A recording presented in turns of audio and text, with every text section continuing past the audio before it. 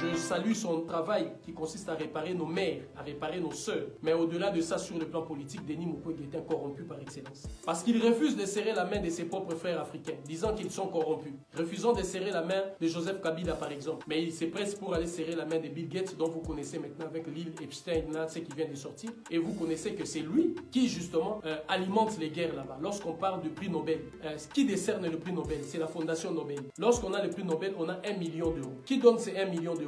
C'est la Fondation Nobel. Où est-ce que la Fondation Nobel trouve son argent? La Fondation Nobel trouve son argent par la vente des armes. Je précise, c'est de notoriété publique. Allez faire des recherches. 90% des recettes de la Fondation Nobel proviennent de la vente des armes. De quelles armes s'agit-il? Des armes nucléaires. Quand on parle des armes nucléaires, comment fait-on pour avoir des armes nucléaires? N'est-ce pas l'uranium? Quand on parle de l'uranium, c'est la République démocratique du Congo, le Niger et une partie de la République centrafricaine.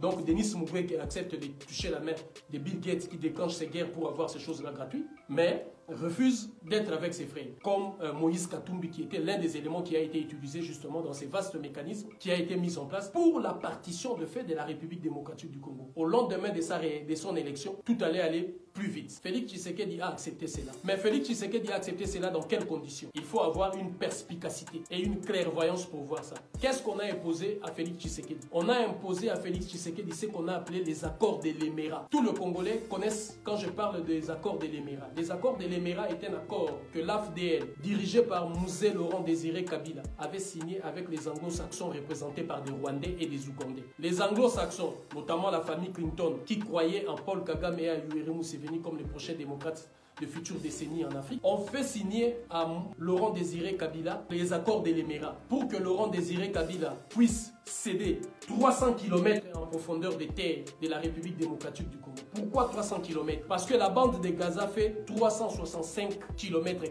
Alors on a demandé au Congo 300 km². Ça a commencé depuis ce que je vous explique aujourd'hui.